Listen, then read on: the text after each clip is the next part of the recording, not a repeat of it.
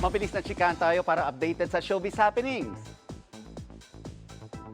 The OG Oppa is back in Manila.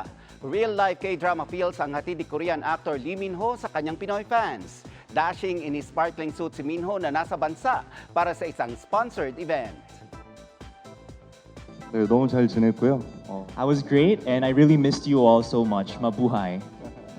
감사합니다. 많이 기타. Kinilala ang galing ng ilang kapuso sa Ginitoang Ani Alumni Awards 2023 ng pamantasan ng Lungsod ng Maynila o PLM Alumni Association. Ginawaran ng Excellence in the Field of Entertainment si Kapuso Comedy Genius Michael V.